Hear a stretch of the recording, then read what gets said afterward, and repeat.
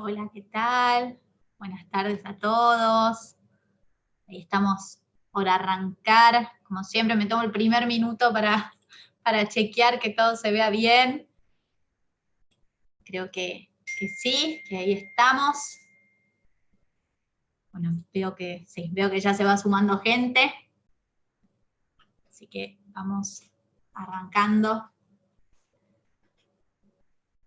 Ahí va. Ahí voy a. Bien. Bueno, bienvenidos a todos a esta nueva actividad para abordar en este caso lo referente al protocolo de la UBA contra la violencia de género, dentro de este ciclo de actividades en cara al Ni Una Menos que organizamos desde la FUBA. El día de hoy se cumplen 5 años de la primera marcha del Ni Una Menos y la realidad es que al no poder salir a las calles y encontrarnos y estar todas juntas, nuestra intención fue poder crear durante toda la semana espacios virtuales donde de alguna manera sí nos podamos encontrar y podamos seguir reivindicando nuestra lucha por los derechos que nos faltan.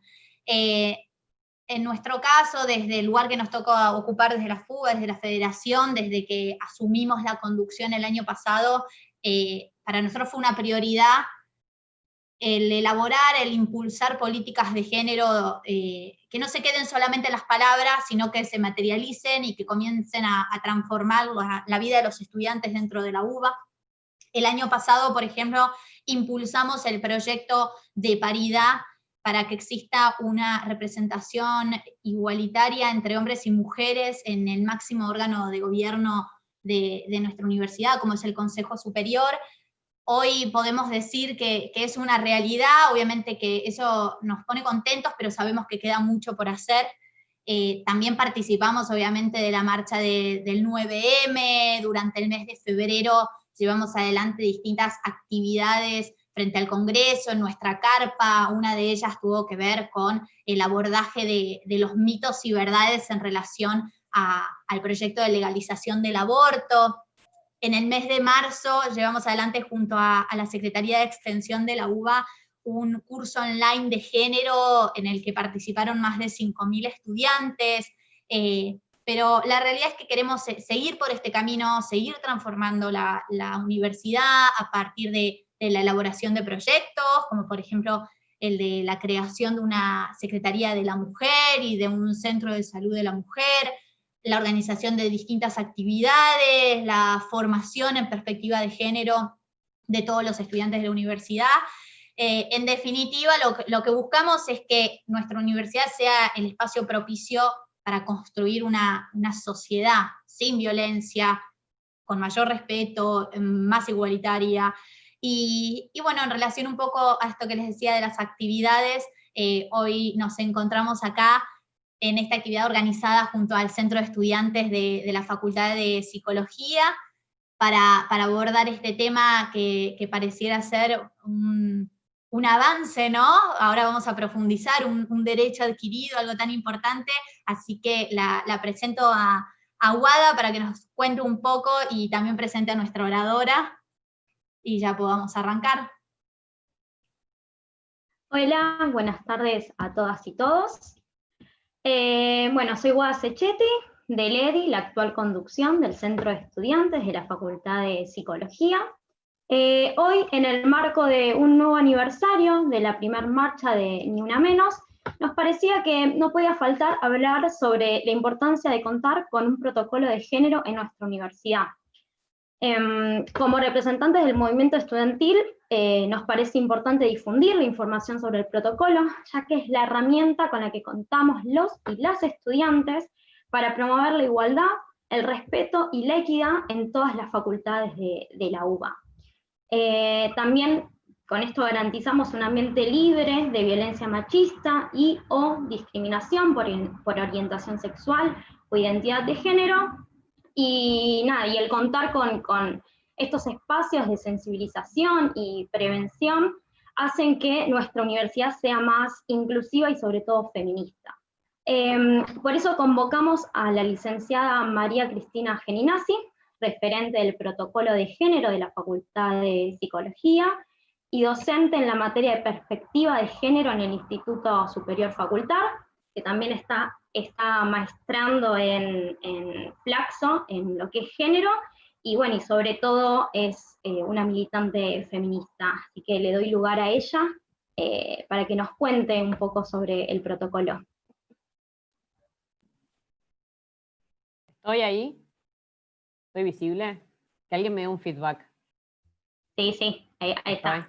Ok, buenísimo. Bueno, gracias a la Federación por armar este tipo de actividades. Me parece fundamental en este contexto de aislamiento social, preventivo y obligatorio, donde estamos todos bastante movilizados, generar acciones que muevan la temática. La violencia sigue existiendo, la violencia sigue sucediendo, y mucho más ahora en el aislamiento. De hecho, durante el aislamiento hubieron 57 femicidios. Creo que también hay una actividad con Mariana Miraco en la que va a hablar concretamente de violencia de género y violencia hacia las mujeres. Así que bueno, nada, gracias a la Federación por armar este tipo de intervenciones que son fundamentales. Cuando estaba en 9º grado, o sea que tenía 14 años, segundo de secundaria, estaba en el Polimodal, en Arte y Diseño, en Ituzaingó, de donde vengo yo.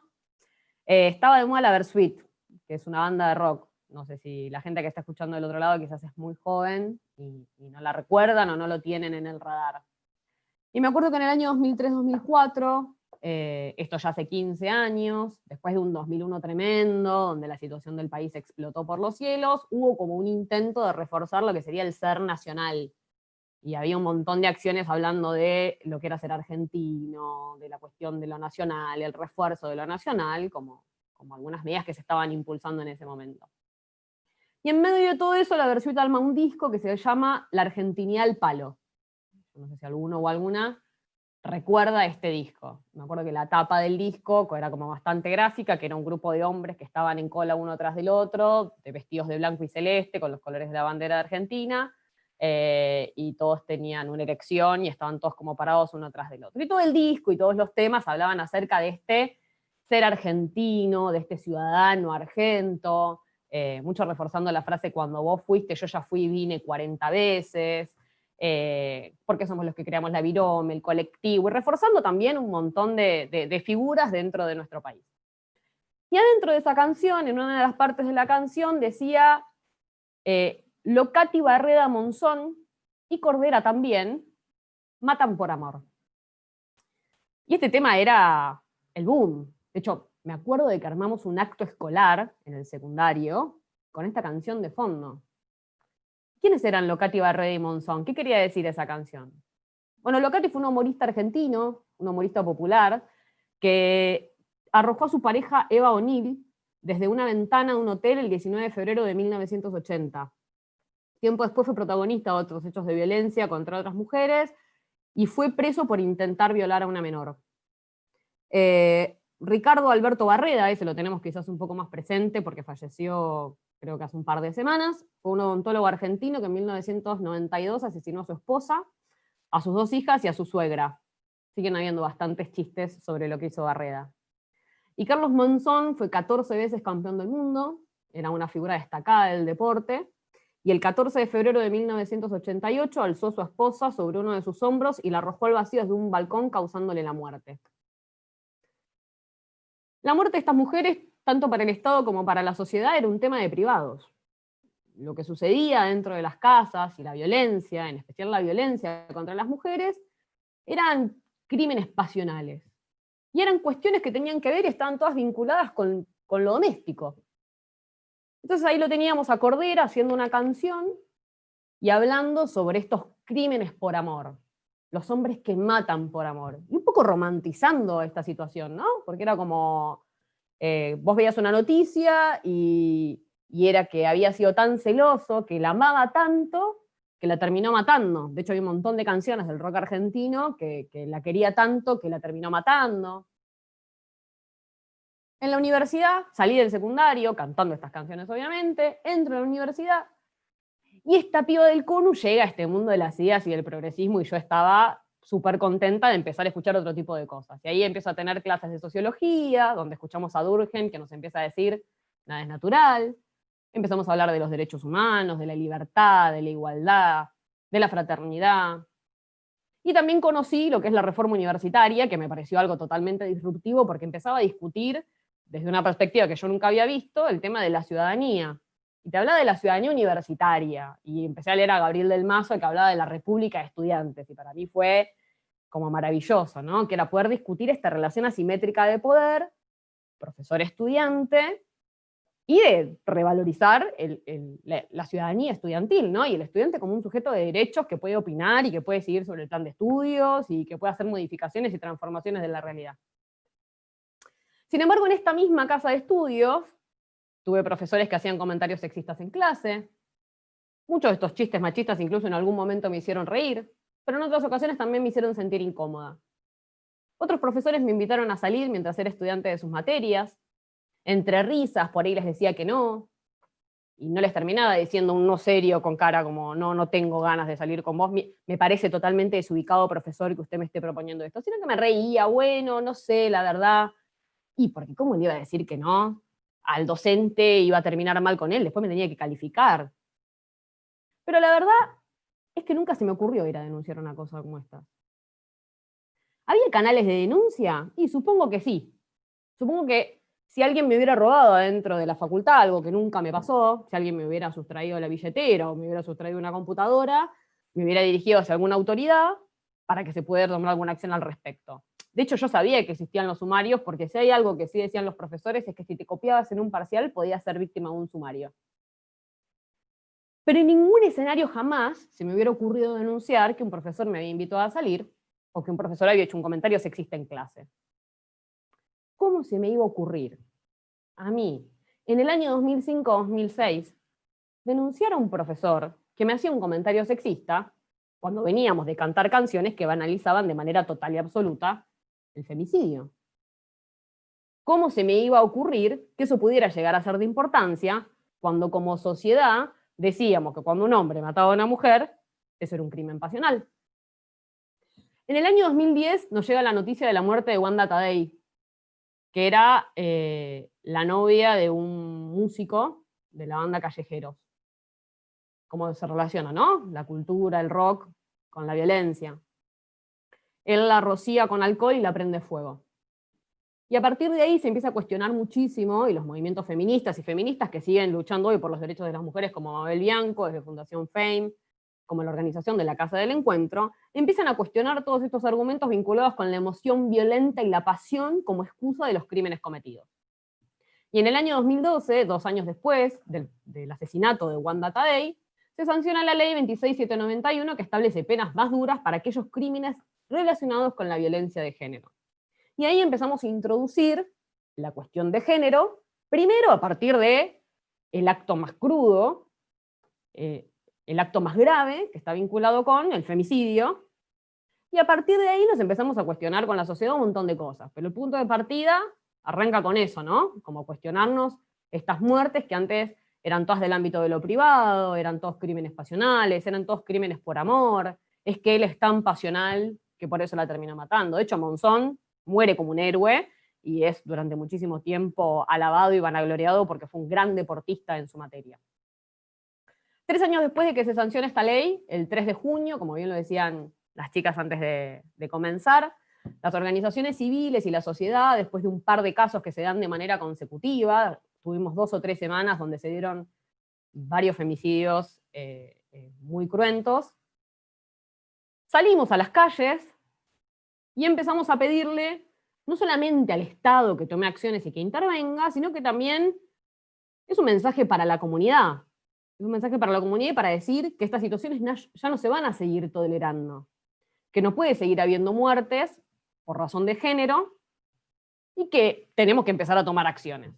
A partir de ahí, y de empezar a cuestionar estos asesinatos de mujeres y dejar de decirles crímenes pasionales y empezar a llamarles femicidios, y empezamos a entender que hay una cuestión estructural que tiene que ver con los derechos de las mujeres y que los derechos de las mujeres son derechos humanos, aunque ya existía hacía muchísimos años la Convención de Belén do Pará y la CEDAW, ambas convenciones que destacan el rol fundamental que tienen los estados y por otro lado que las lesiones de los derechos humanos no solamente se pueden avasallar cuando el Estado comete las acciones, por acción o por omisión, sino que los derechos de las mujeres pueden ser lesionados con acciones entre los particulares, como puede ser, por ejemplo, el femicidio, que es cuando una persona mata a la otra. Y estos cuestionamientos que nos empezamos a hacer, y estos delitos, ahí empezamos a bajar y empezamos a preguntarnos un poco por qué existe la violencia de género. Además del femicidio empezamos a hablar de la violencia, hablamos de la violencia en base al género, la forma específica de la violencia en base al género, de la violencia contra las mujeres, y cómo se empieza a gestar esta violencia. Le empezamos a decir al Estado, hacete cargo, y después, por otro lado, empezamos a cuestionarnos también cuál es la base de todos estos comportamientos, y que no es menor ni es casual. Es donde llegamos a los machismos y a los micromachismos. ¿En qué se basa esta discusión que tenemos sobre si el Estado es o no es responsable? ¿Y por qué en un momento de la historia, que no fue hace mucho, estamos hablando de hace 10, 15 años, consideramos que el Estado no era responsable de estas cosas y que pertenecían al ámbito de lo privado, y hoy tenemos totalmente instalado que es un tema público, que tiene que ver con toda la ciudadanía? Bueno, con esta división de lo público y lo privado. En este sistema sexogénero en el cual nosotros vivimos, vamos a tener el sexo, que va a estar vinculado con la genitalidad, con lo biológico, y el género, que es la construcción social. Entonces, la primera revelación que tienen estos últimos 20 años de historia es que tenemos incorporado, incluso tenemos leyes incorporadas que bajan estos contenidos, que van a hablar de estas relaciones asimétricas que existen entre hombres y mujeres, y esta subordinación en la cual terminamos encontrándonos las mujeres por una cuestión social y no biológica. Empezamos a darle una explicación a un montón de cosas que vemos en la vida. Entonces vamos a tener todo un plano dicotómico, de lo público y de lo privado. ¿Y dónde van a estar las mujeres? ¿En qué plano van a estar asociadas las mujeres? ¿En el público o en el privado? En el privado. Entonces vamos a tener las mujeres asociadas a lo privado, al rol reproductivo, a las cuestiones del hogar, a las cuestiones de la familia, y vamos a empezar a armar como sociedad todo un espacio vinculado con esto de lo privado, de lo doméstico, y un espacio donde el Estado no se mete. Y después todo un espacio vinculado con lo público, el poder, lo público, la participación política, el trabajo, el exterior, que va a estar vinculado con los hombres. Así es como vamos a empezar a armar esta división de lo público y lo privado, y cuáles son también las esferas del Estado. Entonces el Estado puede intervenir en el mundo del trabajo, el Estado puede intervenir, obviamente, en situaciones que tengan que ver con el espacio de lo público, pero el Estado está vedado del espacio de la familia. Bueno, estas nuevas discusiones que se empiezan a generar y que empiezan a deslucir estas situaciones que son estructurales y que van a terminar subordinando a las mujeres y también a las disidencias, empezamos a ver que esta separación de lo público y lo privado no es casual, y que en realidad se apoya un poco en cómo está armado nuestro sistema liberal, que nace desde la Revolución Francesa, ¿no? Cuando en la Revolución Francesa se bregaba por la igualdad, la libertad y la fraternidad, ¿de quién se estaba olvidando la Revolución Francesa? Y de las mujeres. Las mujeres no estaban incluidas en esa revolución. De hecho, cuando Olympia de Gouges sale a escribir la Declaración de la Mujer y de la Ciudadana, ¿qué le termina pasando a Olympia de Gouges? Más allá de que estaba del lado perdedor, le terminan cortando la cabeza. A modo aleccionador, nunca más claro, ¿verdad? Bueno, Olympia de Gouges fue una de las precursoras del feminismo, y si bien en ese momento todavía no estaba la definición del feminismo, sí es verdad que en este primer hito del liberalismo quedan excluidas las mujeres. Ahora bien, ¿qué pasa en la universidad? ¿Qué pasa con el mundo de la universidad en el cual nosotros nos encontramos, la Universidad Nacional, y también la universidad como la conocemos nosotros en Argentina, ¿no? Que tenemos un sistema bastante particular en el cual los y las estudiantes tienen voz y tienen la capacidad de poder intervenir en las distintas esferas de decisión política? Para el año 1880 las mujeres empiezan a ingresar en el mundo universitario en la República Argentina. Ingresar a la universidad no estaba prohibido, pero tampoco era algo que estuviera fomentado, ¿sí? Piensen que la lucha de las mujeres por ingresar en la educación formal, de piso, para poder estudiar, y estudiar me refiero a siquiera poder ir al secundario, fue una lucha en sí misma. Marie Gourniot fue una también precursora del feminismo, que luchó por el derecho de las mujeres a estudiar, porque también se decía que las mujeres debían tener una concentración total y absoluta a la maternidad, y que no tenían que formarse ni tenían que capacitarse. Entonces hubo muchas feministas que lucharon por el acceso de las mujeres a la educación, y también hubo un montón de otras feministas que lucharon por el acceso de las mujeres a la educación superior. Entre los argumentos de por por los cuales las mujeres no debían ingresar a la educación superior eran miles y diversos, y muchos estaban vinculados con que las mujeres debían dedicarse a lo doméstico, que como las mujeres tenían periodos menstruales, en los periodos menstruales había como un colapso que evitaba que las mujeres pudieran tomar decisiones correctas en estos momentos. Y pese a eso, un montón de mujeres empiezan a ingresar en la universidad y empieza a gestarse toda una discusión sobre el lugar que las mujeres tienen que ocupar, no solamente en la universidad, sino también en la sociedad. Una vez que las mujeres entran en la universidad, después hubo otra discusión, que es si iban a poder tener matrícula para poder ejercer. Porque también durante muchísimo tiempo fue, bueno, podés ingresar a la universidad, pero ahora no podés sacar la matrícula para ejercer. Y ahí es donde tenías los colegios de las distintas profesiones que iban a tratar de evitar que las mujeres efectivamente salieran al mundo del trabajo para poder ejercer sus profesiones. Mientras tanto, unos años más adelante, en 1918, ¿qué sucede? La reforma universitaria. ¿Y cómo arranca nuestro manifiesto liminar? Hombres de una república libre. Acabamos de romper la última cadena que en pleno siglo XX nos ataba a la antigua dominación monárquica y monástica. Se empieza a gestar una revolución en el sistema universitario argentino, en el cual lo que empezamos a discutir es la ciudadanía universitaria. ¿Quién iba a tener ciudadanía universitaria? ¿Y qué significaba ser un ciudadano o ciudadana universitaria?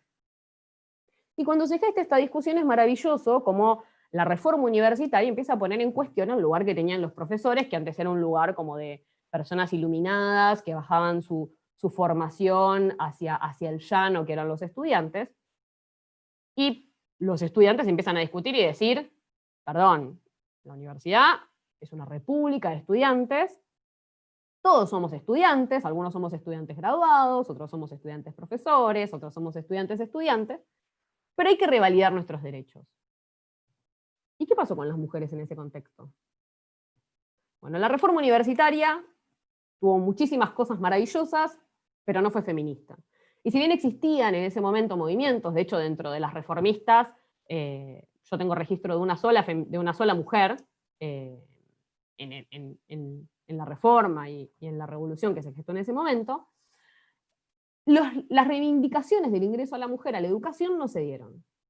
¿Por qué no se dieron? Bueno, porque parte del sustento de nuestros ideales liberales todavía tenía muy marcada esta división entre lo público y lo privado, ¿no? Y considerar que todas aquellas cuestiones que estaban vinculadas con la situación de las mujeres eran del ámbito de lo público. Y a través de reforzar durante muchísimo tiempo el tema de los méritos, y los méritos para poder acceder a los distintos espacios de formación, a través de lo académico, porque obviamente es una casa de estudio, que habla del conocimiento científico, y que habla de las garantías que se tienen que dar para las personas que ocupan esta casa de estudio, es que los derechos de las mujeres no fueron una reivindicación de esta reforma. ¿Qué termina pasando con la universidad con el paso del tiempo? La universidad sostiene su excelencia académica, pero ¿qué pasa con las mujeres adentro del ámbito universitario? Bueno, desde que a fines de 1880 las mujeres empiezan a ingresar en la universidad, vamos a empezar como a ver cómo la matrícula va creciendo en distintas carreras. ¿En qué carreras las mujeres van a acceder más o van a acceder primero? En aquellas vinculadas con la salud y con el cuidado, ¿sí? Sosteniendo esta división de lo público y lo privado, ¿sí? Lo productivo para los hombres, lo reproductivo para las mujeres.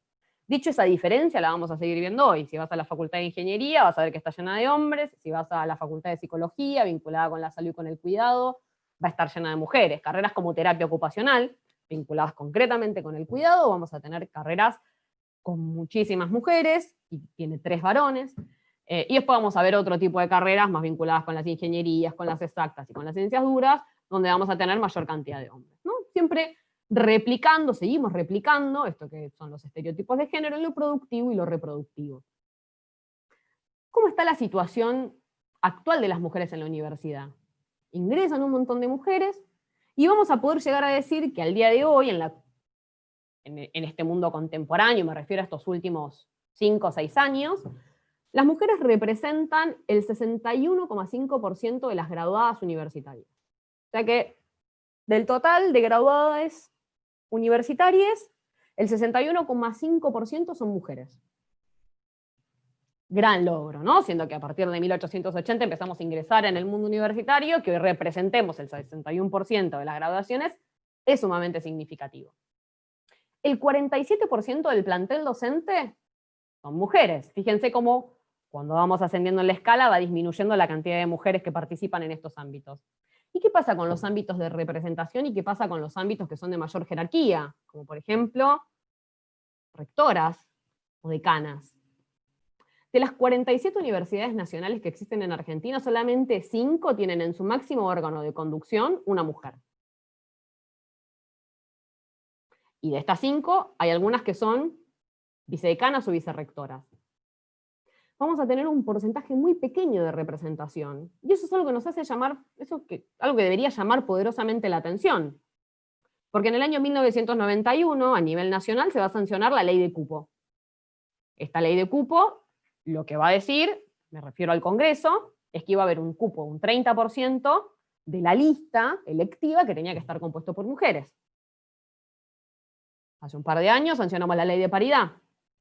Y hoy más o menos tenemos nuestros órganos legislativos, más o menos 50 y 50. Lo mismo no pasa en el Ejecutivo. Si vamos, por ejemplo, a ver el Ejecutivo hoy, el Comité de Crisis del COVID, ¿cuántas mujeres tiene? Creo que tiene una. Y creo que el Ministerio de Géneros no participa en el Comité de Crisis. Cuando vemos las conferencias de prensa, ¿cuántos hombres tenemos en escena y cuántas mujeres? Y las conferencias de prensa son todas con hombres. Pero si vamos a las cámaras legislativas, vamos a ver un escenario un poco más paritario. Y sin embargo, ¿cómo viene la representación en nuestros consejos superiores o nuestros consejos directivos? Y vamos a ver que en nuestros consejos superiores y en nuestros consejos directivos vamos a tener una gran disparidad. Si vamos a hablar del caso de la Universidad de Buenos Aires, por ejemplo, y me refiero a, no me estoy refiriendo a la composición actual del claustro, sino a la composición anterior del claustro, vamos a tener que teníamos 9 profesores, en el claustro de profesores, 9 profesores hombres y una profesora mujer. En el claustro de graduados íbamos a tener 6 hombres y 4 mujeres, y en el claustro de estudiantes la relación era 8-2. Obviamente, quiero celebrar en este acto que la Federación Universitaria de Buenos Aires y lo que es el reformismo, que son los que conducen la federación, en las últimas elecciones presentaron una lista con paridad, y eso es sumamente significativo para los derechos de las mujeres. ¿Qué pasa con órganos como la CONIAU, por ejemplo? La CONIAU es el organismo de evaluación de las carreras universitarias. Bueno, de los 9 miembros de la CONIAU, solamente 2 son mujeres. ¿Por qué creemos que pasa esto? ¿Por qué creemos que a nivel nacional tenemos leyes de paridad y leyes de cupo que nos van a dar representaciones medio equitativas, pero cuando vamos al plano del universitario y empezamos a avanzar y empezamos a ver claustro de estudiantes, que es uno de los claustros más paritarios, después tenemos claustro docente, después tenemos claustro de profesores, empezamos a ver que merma la participación de las mujeres. ¿Por qué creemos que sucede? Una vez me invitaron a dar una clase sobre perspectiva de género a un grupo de estudiantes de ingeniería, y cuando hice esta pregunta, y pregunté particularmente en su carrera, porque creen que no hay tantas mujeres en su carrera, me respondieron porque a las mujeres no les gusta la ingeniería. Y respuestas como estas tenemos un montón. Entonces, si nos ponemos a teorizar un poco, ¿por qué creemos que no tenemos tantas mujeres decanas, por ejemplo? ¿No? De nuestra universidad o de las universidades nacionales. Digo, eso es algo que se repite. Me refiero a la Universidad de Buenos Aires porque es como mi ámbito en el cual me desarrollo y es el que más conozco. Bueno, hay múltiples motivos. Pero esto lo tenemos que pensar desde este concepto que trabajaba la reforma universitaria, que tenía que ver con discutir la ciudadanía universitaria, como quién tiene ciudadanía universitaria. Y en su momento lo hicimos perfecto para discutir la ciudadanía de los estudiantes. Bueno, ahora bien, ¿cuál es el carácter de la ciudadanía de las mujeres y las disidencias en la universidad? ¿Y cuáles son los motivos por los cuales las mujeres terminan no pudiendo acceder a los cargos máximos de autoridad? ¿Será que falta capacidad? ¿Será que falta estudio? ¿Será que falta esfuerzo? Bueno, obviamente no es ni que falte estudio, ni que falta esfuerzo, ni que falta capacidad, sino que los sistemas en los cuales nosotros nos movemos, por ejemplo, como decía recién, la reforma universitaria arranca con hombres libres de la República, absolutamente androcentrista, ¿no? Androcentrista quiere decir cuando el hombre es el centro de la escena. La mujer desaparece de manera total y absoluta, y ni siquiera es casual, porque es verdad que los reformistas eran todos hombres, ¿sí? Era un grupo de hombres que llevó a cabo esa liberación, y había algunas mujeres, pero en general era un grupo de hombres. Entonces hay una invisibilización, primero de la mujer en la historia, y eso va a ser algo que vamos a ver de manera consecutiva, y después vamos a ver que en las instituciones tampoco se generaron las medidas y el espacio para que las mujeres se pudieran desarrollar de manera académica o de manera profesional, ni tampoco de manera política. De piso vamos a tener la primera diferenciación entre lo público y lo privado, que es que va a dejar a las mujeres en el plano de lo privado y a los hombres en el plano de lo público. Con lo cual, cuando hablemos de participación política, las mujeres no se van a sentir allegadas a la participación política. Entonces ese va a ser nuestro problema 1. Y obviamente, nosotros sabemos que llegar a los cargos de autoridad y poder avanzar en la carrera académica tiene un factor que va a estar vinculado con los méritos académicos, pero que también va a tener otro factor importante vinculado con una relación política, porque también si yo quiero crecer adentro de los distintos claustros en la universidad, obviamente hay un factor político que tiene que ver con mi interés de hacer esta universidad un lugar mejor, más allá de mi trayectoria meramente académica. Entonces, ¿cómo impacta esto en la ciudadanía de las mujeres? Impacta de manera negativa. Y vamos a ver que va a haber, en algunas facultades más que en otras, muy poca participación femenina, incluso aquellas cuya matrícula es casi total de mujeres, y vamos a ver que en los cargos más altos de profesores o de concursos vamos a tener un montón de hombres. Por eso también son celebrados todos los proyectos que presenta el reformismo, para pedir que existan sistemas de cupos o sistemas paritarios que puedan igualar esta representación. Y en el impacto que tiene en la ciudadanía de las mujeres, acá va a ser muy importante también un montón de cuestiones que se van a generar alrededor de nuestro desarrollo académico, y que es la convivencia con la violencia. Cuando arranqué a hablar, me refería a 2 situaciones. Una que vivía en el secundario, que es que escuchaba música machista y no me daba cuenta, y la segunda, que es que en el CBC, mis primeros años de mi carrera, viví situaciones machistas, y no sé si es que no me di cuenta, sino que no sabía cómo abordarlas. Y te pueden pasar 2 cosas si vivís esas situaciones. Una era la que me pasó a mí, que es como que dejé pasar de lado la situación, avancé con mi vida universitaria, me terminé recibiendo y obtuve mi título, pero también te puede pasar que dejes de estudiar. Que eso te desmotiva al punto que no quieras seguir yendo a cursar. También te puede pasar que una situación de acoso hace que dejes una materia. También te puede pasar que si vivís una circunstancia de esas características adentro de una cátedra y te sentís acosada por el titular de cátedra y tengas miedo de las represalias que puedas llegar a tomar y que pueda llegar a afectar en tus designaciones, que pueda llegar a afectar en tus decisiones de tu vida académica, quieras abandonar la cátedra. También te puede pasar que en el medio tengas un hijo o una hija y como las licencias son poco claras y por esta división de lo público y lo privado, y obviamente que las mujeres terminan quedando relegadas a este mundo de lo privado y todo toda la construcción social que hacemos alrededor de la maternidad también termina haciendo que no podamos desarrollarnos académicamente. Pero, y ahora introduzco al protocolo de género, pero sí va a haber un factor muy importante que va a tener que ver con las violencias y con los machismos que se van a vivir hacia dentro de la institución universidad, que son las que no van a permitir que las mujeres se desarrollen de manera libre adentro de su trayectoria académica. Entonces, cuando nos preguntemos por qué hay más hombres que mujeres, y en realidad la respuesta es que las mujeres no tienen las condiciones dadas para poder desarrollarse de la misma manera que los varones. Obviamente porque existe el machismo, ¿no? ¿Qué es la revolución del protocolo de género? ¿Por qué es tan importante? ¿Por qué es una reivindicación feminista? Es una reivindicación feminista porque tiene que ver con esto, porque tiene que ver con la ciudadanía de las mujeres y de las disidencias. Y porque es un mecanismo apropiado para poder hacer denuncias de estas características. Si hasta hace 10 años considerábamos que el femicidio era un crimen pasional y que se podía utilizar en canciones para ser banalizado, está más que claro que hoy necesitamos procedimientos especiales para poder hacer denuncias del estilo, un profesor me invitó a salir. Y que se debería considerar una actitud absolutamente inapropiada para un docente de nuestra casa de estudios.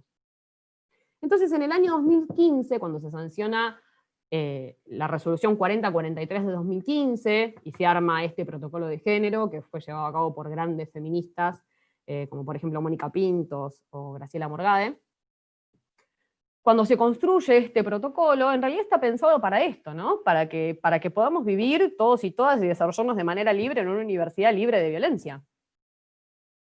Para que yo pueda sentirme cómoda dentro de una cátedra, para no tener que soportar comentarios machistas o sexistas dentro de mi espacio de clase, para no tener que escuchar chistes sobre la vulneración de los derechos por sobre las mujeres, para no tener que sufrir acoso. Para eso está pensado el protocolo, para revalidar nuestra ciudadanía. Y no está pensado solamente, porque a veces se cae en un error, que es creer que el protocolo tiene un solo fin, y que el fin es punitivo, y que el fin es sancionar a todas aquellas personas que cometan delitos de género, entonces como que el protocolo es la policía del género y va por ahí aplicando penas. No, el sentido del protocolo es mucho más integral. De hecho, si hablamos de los objetivos del protocolo, y cuando leemos como el protocolo de género, como cuál es el sentido que tiene dentro de por qué está creado, y el objetivo número 1 es garantizar en la universidad un ambiente libre de violencia y discriminación de cualquier tipo, y de hostigamiento o violencia por razones de identidad de género, de clase, de etnia, de nacionalidad o religiosa, promoviendo las condiciones de igualdad y equidad. Y claramente ese objetivo no lo vamos a lograr aplicando medidas punitivas sobre distintos actores dentro de la universidad, ni sobre profesores, ni sobre docentes, ni sobre no docentes, sino que tiene un sentido muchísimo más integral. Y en este sentido, que es mucho más integral, tiene que ver con todo esto que yo les venía diciendo, con discutir desde raíz o discutir desde las bases cómo tenemos construida esta cultura organizacional adentro de nuestra propia universidad. Y cuáles son las conductas que vamos a considerar apropiadas o inapropiadas, y cuáles son las conductas que van a lesionar y dañar los derechos de las mujeres y de las disidencias, y que van a hacer que no se puedan desarrollar libremente. Entonces, la transformación que genera el protocolo es que es una herramienta feminista justamente por esto, porque en realidad remueve todos estos principios liberales, y porque un poco lo que hace es poner en tensión y en discusión el rol del Estado. En el caso de nuestra universidad, que además es autónoma y somos la República, en nuestro caso somos la República de la Universidad de Buenos Aires, pone en tensión cuál es el lugar de las autoridades, o sea, en dónde el Estado se puede meter en estas relaciones entre particulares. Y bueno, cuando hay asimetría. Cuando hay asimetría y la relación es injusta, no es un caso de privados, es un caso público. Y es algo que nos compete a todos y a todas. Yendo concretamente al protocolo de género, ¿cuáles son los principios? ¿Y cómo está vinculado esto de los principios con el sentido global que tiene? El primer principio va a ser el asesoramiento gratuito, que va a estar vinculado con la posibilidad que tienen las mujeres para poder ser asesoradas, porque obviamente una de las principales barreras que tienen las mujeres, y esto va a estar trasladado en todos los ámbitos para poder hacer denuncias y para poder llevarlas a cabo, es la capacidad de poder ser asesoradas en ese sentido por efectores que tengan la formación adecuada en materia de género.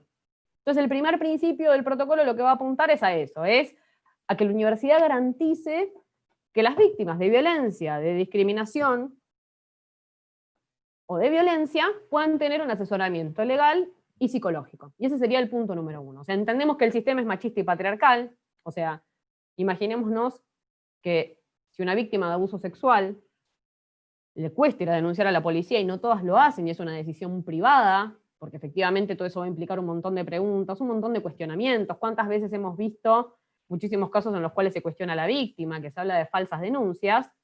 Nada, el sistema de justicia no está armado con los criterios y los conceptos feministas, o sea, el sistema de justicia no está construido sobre la idea de la inequidad de género y sobre estas situaciones estructurales que hacen muy difícil que se denuncien ciertas situaciones.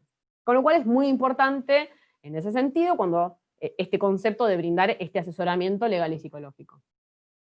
Y después tenemos otros principios que están vinculados con la no revictimización y con el respeto a la privacidad. Y estos dos puntos también tienen muchísimo que ver con el tema de estas inequidades estructurales. ¿Qué quiere decir? Que los principios del protocolo no son casuales, y los principios del protocolo están vinculados con esta relación entre los géneros y con esto de lo público y de lo privado. Respeto y privacidad, ¿con qué está vinculado? Y con que si yo voy a hacer una denuncia, o sea, imaginémonos en este mundo, ¿no?, que parece como prehistórico, del que les estoy hablando, que es cuando yo era una joven adulta de 20, 21 años, ¿no?, cuando escuchaba la Versuit y música machista. Entonces, en este mundo de la juventud, yo me iba hasta mesa de entrada y le quería hacer una denuncia a este profesor. Y esta denuncia iba a entrar, ¿cómo entra una denuncia por sumaria de mesa de entrada? Voy, meto en mesa de entrada una nota que tiene mi nombre, la ve el de mesa de entrada, se lo cuenta al lado, se lo cuenta al otro, se entera mi profesor, el profesor toma represalias en contra mía, el profesor me viene a preguntar, yo solamente te invité a salir, no te quería obligar, estás loca, me empieza a ridiculizar. ¿Creemos que en ese contexto era viable o posible hacer algún tipo de denuncia? De ninguna manera. Entonces lo que va a empezar a introducir el protocolo de género es un procedimiento que pueda garantizar los derechos de la persona denunciante. Y ahí es donde se va a incorporar la confidencialidad en los trámites, que estos trámites vayan solamente con mis iniciales, para que no anden recorriendo todo el camino burocrático y administrativo de la facultad con mi nombre y con mi apellido para que todo el mundo lo vea. Y además se empiezan a generar, y para mí esto es como lo más significativo y es la reivindicación que tiene el protocolo, que se empieza a generar todo un sistema que hoy ya lo tenemos como incluso reglamentado, que sería como una instancia en la cual, sin hacer la denuncia formal, el protocolo tiene opciones de generar medidas de resarcimiento desde una perspectiva no punitiva. Porque también es importante remarcar que el protocolo de la Universidad de Buenos Aires no está hecho con una idea punitiva, ¿sí? No está hecho con una idea de echar a todo el mundo de la universidad. Digo, venimos de 150 años de historia que están basados en todo esto que veníamos hablando previamente. Nosotros no podemos venir de la noche a la mañana y a partir de ahora decirle a todo el mundo que va a ser despedido de la Universidad de Buenos Aires. Sino que tenemos que trabajar, y justamente uno de los principios que tiene el protocolo, que es el último, que habla acerca de la prevención. Bueno, ¿cómo generamos la prevención? Con la formación y con las capacitaciones. Entonces, todo el recorrido del protocolo y toda la construcción que tiene, que está vinculado con los objetivos que tiene el protocolo y con las formas y con estos principios fundamentales, están basados en estas relaciones desiguales de poder. Porque si bien, quizás el profesor, cuando me invitó a salir a mí, dijo, pero ella es mayor de edad, yo soy mayor de edad, no pasa nada con que le invite a salir, ¿de qué se está olvidando esa situación si nosotros la analizamos de esa manera? No estamos olvidando de esa relación asimétrica de poder entre profesor y estudiante, y esa relación asimétrica de poder, o sea, una doble asimetría de poder, que va a ser entre un estudiante mujer y un profesor hombre. Y obviamente, ¿cuáles eran mis miedos? Que me desapruebe, que me ponga una mala nota, que deje algo negativo en mi registro. Y obviamente eso no me permite a mí transitar mi vida universitaria de manera libre. Entonces estos 4 principios que tiene el protocolo son los fundantes, y después el protocolo se va a basar en 2 figuras a denunciar, y acá también esto es muy importante tenerlo en cuenta porque también, aunque hoy lo tengamos como incorporado y digamos, bueno, el protocolo existe como herramienta, es como también muy significativo, que una son las relaciones una es la violencia de género, el acoso, y desde el año pasado en las modificaciones del protocolo también tenemos incluido el abuso sexual, y por el otro lado tenemos los sexismos o los micromachismos. Y ahí es donde a mí me parece que la incorporación de esta figura, que son los sexismos y los micromachismos, es muy importante para que veamos cómo afectan estos sexismos y estos micromachismos en la vida y la libertad de las mujeres. Estas 2 figuras que vamos a tener, entonces vamos a tener por un lado violencia, abuso y acoso, o hostigamiento, y después del otro lado vamos a tener los sexismos o los micromachismos. ¿Qué quiere decir? Quiere decir que esos chistes y que esos comentarios incómodos, y esto es lo que está tratando de transmitir el protocolo, que los machismos lesionan los derechos humanos de las mujeres y de las disidencias. Según la feminista Chantal Mouffe, ella es postmarxista, ella dijo que lo que nosotros tenemos que hacer para construir sociedades más justas y equitativas es modificar nuestra concepción de ciudadanía y empezar a interpelarnos desde otro lugar, ¿no? Sacar la diferencia sexual, o sea, olvidarnos de estas diferencias sexuales y pensar en unas democracias como más radicales y empezar a rediscutir la ciudadanía. Bueno, ahí es donde para mí lo que tenemos que hacer es como repensar la reforma universitaria desde un aspecto feminista y repensar la ciudadanía de las mujeres adentro de la universidad pública. Y es donde el protocolo tiene un sentido fundamental para poder romper estas relaciones de poder. Y fíjense que a través de la implementación del protocolo en las distintas unidades académicas, y eso es algo que viene pasando desde el año 2015, al día de hoy todas las unidades académicas tienen implementado el protocolo, inclusive los colegios universitarios, y a través de la implementación del protocolo es que se empiezan a mover otras relaciones y se empiezan a generar otras discusiones, porque a partir de ahora empezamos a discutir y a decir, che, no está bueno que el profesor haga chistes machistas en clase. Y también empezamos a interpelar a la comunidad universitaria, también a los y las estudiantes, para que empiecen a poder denunciar todo este tipo de situaciones y para que las reconozcan como situaciones de violencia. Situaciones de violencia o situaciones de discriminación. Y a mí me parece que la Universidad de Buenos Aires hizo un gran trabajo de construcción, y un trabajo de construcción express, porque estamos hablando de 150 años de historia y que después en el 2015 pusimos un protocolo, estamos a 5 años de la implementación del protocolo, se implementó en todas las unidades académicas, y la dimensión que tiene la Universidad de Buenos Aires, que supera en gran medida tenemos el porcentaje más alto de estudiantes de Latinoamérica, hizo que el trabajo de implementación del protocolo fuera una empresa en sí misma. Bueno, dentro de los desafíos que tiene el protocolo de género es poder trabajar sobre la prevención, poder trabajar con charlas y con capacitaciones que puedan hablar de esto, de la diferencia entre sexo y género, de qué es la perspectiva de género. Ahí el protocolo también que va a incorporar que las personas que formen parte de las unidades de asistencia a víctimas sean personas con perspectiva de género. ¿Para qué nos sirve que la persona que atienda sea una persona con perspectiva de género? Para que cuando yo le voy a contar a esta persona que mi titular de cátedra, yo soy docente, que mi titular de cátedra todo el tiempo hace comentarios machistas y todo el tiempo está haciendo comentarios sobre mi aspecto físico y todo el tiempo me invita a salir aunque yo le digo que no y que me manda mensajes cuando yo le sigo diciendo que no, en lugar de decirme, ay, ¿no te parece que eso es un poco exagerada? Quizás solamente te quiere invitar a salir.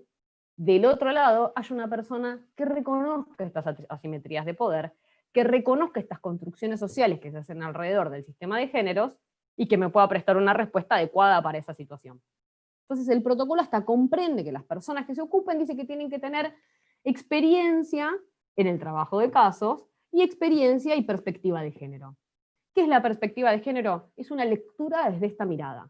Es una lectura desde una mirada social de las construcciones entre los géneros, es entender este sistema binario, este sistema heteronormativo y cisnormativo, donde entendemos que todo está basado en la heteronorma y en la cisnorma, para poder generar al fin y al cabo esto, ¿no? Estos espacios libres de violencia. Entonces, bueno, mi idea era un poco como darle un contexto, por ahí, en lugar de hablar de la formalidad del protocolo, sí contextualizarlo históricamente, hablar de la importancia que tiene, y después fundamental el rol que cumple el movimiento estudiantil para poder generar estas reivindicaciones. De hecho, el movimiento estudiantil es el que impulsa y es el que mueve y es el que discute la paridad en los distintos órganos de gobierno, son los que discutieron la paridad el año pasado, así que me parece fundamental dos cosas: la rediscusión de la ciudadanía de las mujeres adentro del sistema universitario y utilizar los principios reformistas para llevarlos al feminismo, o sea, incorporar el feminismo en la discusión del reformismo. Bueno, no sé si siguen ahí. Estas son las características del Zoom. Estamos acá. Bueno, Estamos. y si quieren podemos ver algunas preguntas, o si quieren algunas dudas que ustedes puedan tener. Yo, bueno, no, antes que nada, obviamente súper interesante, si bien una de algún modo está empapada con estos temas, lo que nos parecía fundamental desde la federación, y no solo en este contexto de encierro por la pandemia, en donde lo hacemos de forma virtual, sino pensar que todo esto que abordaste hoy va a quedar en un canal de YouTube en donde estudiantes otro día, en otro momento, cuando tengan una duda sobre esto, van a poder acceder. Y en relación a esto también pensaba, como vos decías, ha sido un avance abismal, ni hablar, de años y años de historia, ¿no? De desigualdades, de machismo, de situaciones dentro de la universidad, miles, y del 2015 para acá también después se ha peleado mucho por la correcta implementación. Yo creo que eso es un tema que también ya está saldado al día de hoy, pero creo que ahora queda un eslabón muy fundamental, que es como la difusión y el conocimiento de estos derechos para toda la comunidad estudiantil, bueno, para toda la comunidad universitaria, ¿no? Pero un poco yo pensando en la Facultad de Derecho en particular, el año pasado se aplicó la ley Micaela, hubo una capacitación en materia de género que solo llegó a abordar a lo que es el consejo directivo, después se prevé que se extienda a docentes y después a estudiantes, pero digo que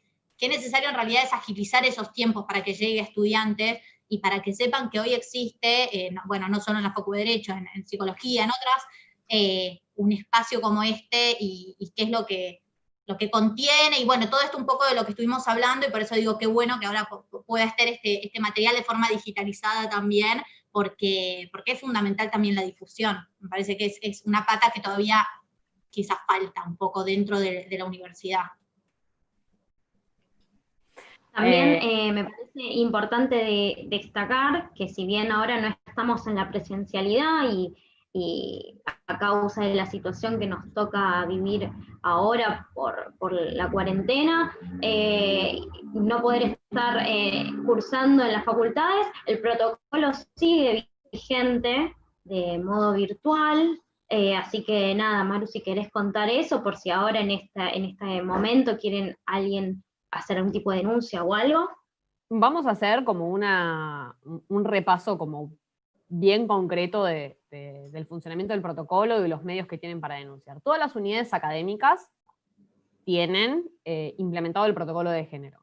¿Cómo es el sistema de atención? Y acá hay un montón de cosas que fueron súper discutidas. Primero tenemos que destacar que el lugar donde se discuten los protocolos es en el Consejo Superior y no en los consejos directivos. Y que el año pasado hubo muchísimas sesiones donde se invitaron a todos y todas las referentes de las diferentes unidades académicas para rediscutir el protocolo de género.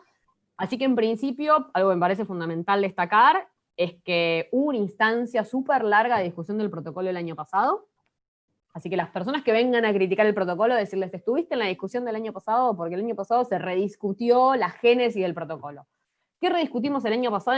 Discutimos, por ejemplo, incluir la figura de abuso sexual, que la Universidad de Buenos Aires no la tenía incluida. O sea, si vos habías sido víctima de abuso sexual, eso no podía ser tomado como un caso del protocolo de género, y hoy eso es tomado como un caso del protocolo de género, y es lógico, porque si yo tomo los micromachismos, pero no tomo el abuso sexual, tengo ahí una disparidad muy grande.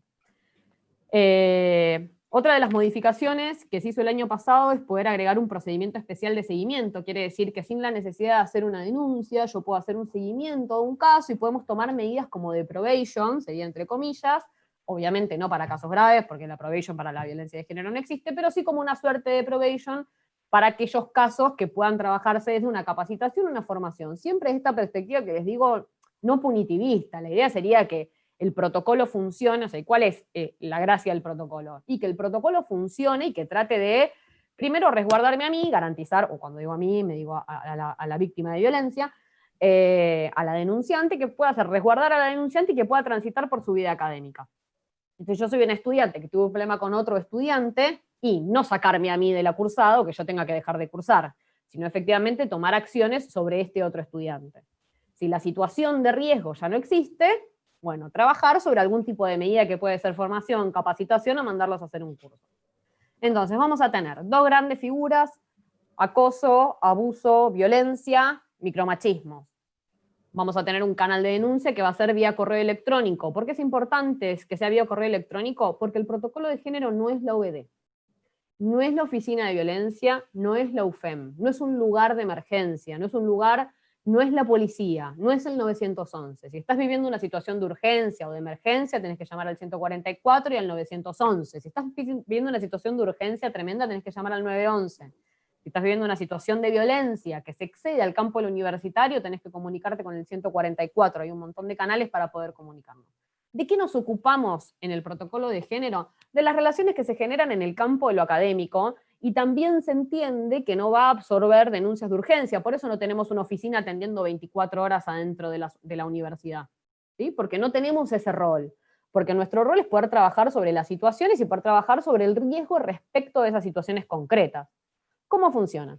Se manda un mail, a través de ese mail lo que se hace es tomar una entrevista. Para hacer esa entrevista tenemos 5 días, obviamente, porque las situaciones, aunque no sean urgentes, son demandantes. O sea, nosotros no podemos dejar a una persona que nos manda un correo una semana y media después tomarle la entrevista. Se va a tomar una entrevista, de ahí se va a labrar un acta, y después de que esa persona toma la entrevista, se labre el acta, se van a explicar cuáles son sus opciones para poder avanzar. Y ahí tenés dos grandes alternativas, que una es hacer un seguimiento. También se puede descartar el caso por no ser caso del protocolo de género. Por ejemplo, el caso es de una situación en el ámbito de lo privado, donde la universidad no tiene potestad o no tiene injerencia para decidir, no es su campo de aplicación. Entonces en ese caso se puede descartar el caso, o se puede optar por hacerle un seguimiento o directamente una denuncia. Cuando decimos la denuncia en el protocolo, ahí estamos hablando concretamente de que siga un caso para ir a sumario. De ahí se hace un informe de riesgo. Las implementadoras del protocolo en general tomamos la entrevista y no es que automáticamente le decimos, bueno, esto es para un sumario o esto es para seguimiento, sino que tenemos equipos interdisciplinarios con los cuales discutimos los casos, y después de una discusión de los equipos interdisciplinarios, armamos un informe de riesgo de la situación, y el riesgo puede ser obviamente alto, medio, bajo. Alto, que corre riesgo la vida de la persona, y ahí es donde tenemos que trabajar con celeridad, porque una mujer muere cada 22 horas en este país, con lo cual tenemos una responsabilidad muy importante cuando nos llegan casos que tienen altos niveles de riesgo. Siempre riesgo respecto a esta situación particular, no hacemos análisis de riesgo general ni sobre el denunciado. Y de este informe de riesgo se van a desprender cuáles son estas medidas urgentes, que en realidad lo más significativo del protocolo es esto, ¿no? Son estas medidas urgentes que podemos tomar y que van a plantear escenarios distintos, burocráticos, a los que seguiría un sumario tradicional.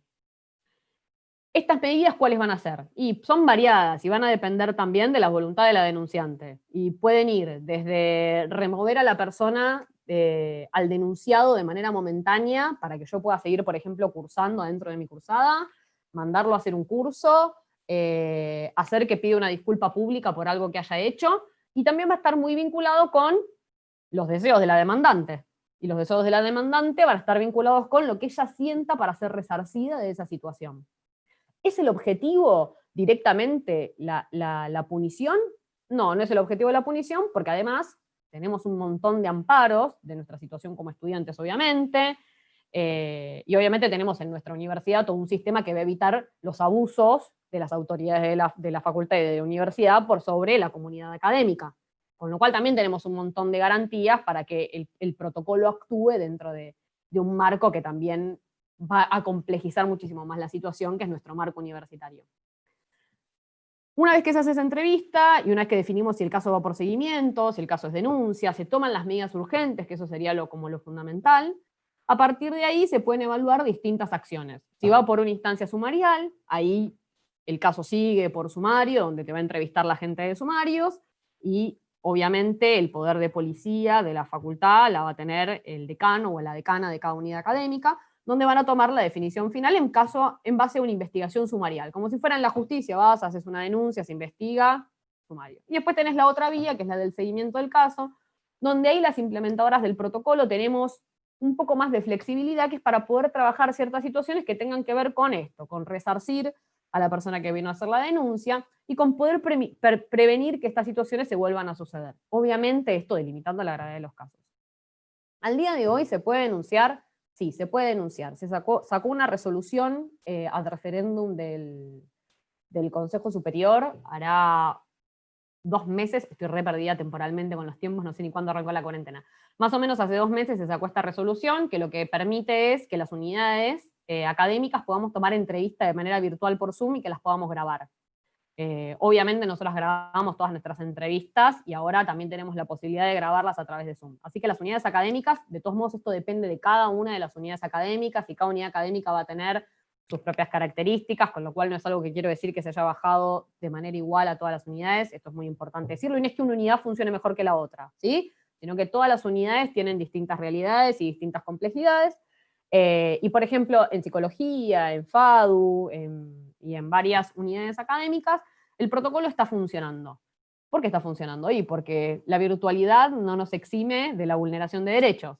Y también existe el acoso, y existe el acoso virtual, y existen un montón de situaciones que la virtualidad también nos termina llevando al plano de la adhesión de los derechos, y por eso está el protocolo ahí que sigue funcionando, aunque no estamos físicamente adentro de la casa de estudio. También seguimos funcionando por los mail y por los distintos canales de atención. Algunas unidades tienen teléfono, otras unidades no, eso va a depender de cada unidad académica, pero lo importante es esto, ¿no? Que son como los principios rectores. Y después, que cuando vas a hacer una denuncia al protocolo de género, es muy importante saber que del otro lado hay personas con perspectiva de género, que van a abordar la situación del caso, que te van a poder prestar asesoramiento psicológico y asesoramiento legal.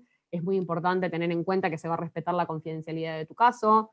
Es recontra importante que sepan que si violamos la confidencialidad del caso podemos ser sumariadas de manera automática, con lo cual respetamos muchísimo la confidencialidad y que están generados los medios para poder hacerlo, que los expedientes no van a llevar tu nombre y tu apellido, sino que van a tener una inicial, y además va a existir todo un acompañamiento del proceso, incluso si quieres ir por la vía sumarial, porque efectivamente el caso amerita que se haga una denuncia y que se tomen medidas punitivas respecto de esa persona, también va a haber un acompañamiento del protocolo. En la experiencia en la Facultad de Psicología, en la cual estoy hace 2 años, puedo decir que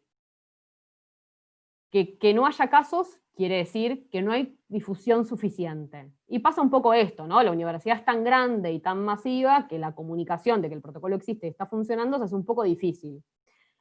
Más sumándole los discursos y los contradiscursos políticos en contra y a favor del protocolo. Entonces yo creo que estos canales, que son los universitarios, que son los estudiantiles, son los principales para poder difundir, porque por ahí Secretaría Académica puede mandar un mail a los profesores y decirles existe el protocolo, pero el estudiantado obviamente supera en número a los profesores y a las autoridades de la facultad.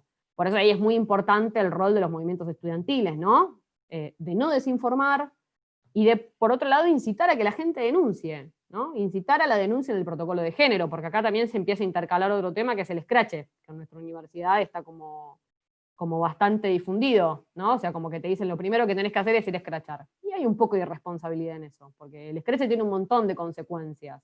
En lo personal, y mi visión personal, es que el escrache es la última instancia, no estoy en contra del escrache. Creo que es una herramienta feminista que cuando todo fallaba, y cuando nadie te escuchaba cuando hacías una denuncia, vos recurrir al escrache era la única medida que tenías para que efectivamente se te escuchara. Pero obviamente necesitas un montón de contención para poder hacerlo, tenés que haber agotado las vías institucionales, y después el nivel de exposición que tiene. Entonces es un poco irresponsable incitar constantemente al escrache. Y después generar y transmitir seguridad.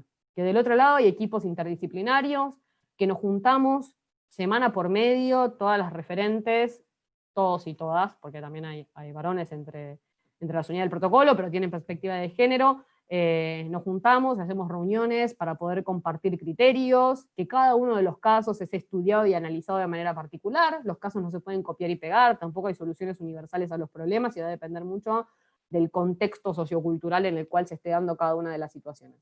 Así que para mí el primer mensaje sería que denuncien las situaciones, que denuncien aunque no crean que corresponde al protocolo, y cuando digo que denuncien en realidad es que informen, es que manden un correo, que pidan una entrevista, que conozcan a las implementadoras del protocolo, que los consejeros y las consejeras directivas y que los centros de estudiantes entrevisten a los integrantes del protocolo, que les pregunten cómo son, qué es lo que hacen, y la verdad que todas las implementadoras estamos súper abiertas a hablar con los y las estudiantes, y me parece que ese sería como el punto principal, ¿no? Como transmitir seguridad y que hay un equipo del otro lado, y después actividades de prevención, difusión y capacitación, aplicar la ley Micaela, y que ahora hay un curso de la universidad que ustedes estuvieron difundiendo, y este curso lo están haciendo muchísimos, ¿no?, docentes. El otro día Secretaría Académica sacó como que había, no sé, 9.000 personas haciendo el curso, no tengo en la mente el número, pero era un número monstruoso de docentes que lo estaban haciendo y de estudiantes. Bueno, eso es fundamental, porque a partir de vos entender esta diferencia, entender la construcción social del género, ahí recién es donde te cae la ficha y decís, viene por ahí, por eso no puedo hacer X cosa, por eso no puedo hacer este chiste que antes estaba y ahora todo el mundo se escandaliza, ahora lo entiendo. Entonces es como que la formación y la capacitación y la perspectiva de género, que no la tenemos en todas las carreras, es la base para la difusión del protocolo. El protocolo es una herramienta, pero el sentido principal tendría que ser ese, ¿no? Que estemos todos y todas formados en perspectiva de género, y me parece que por ahí eso es lo que falta, y tiene que ser una demanda estudiantil.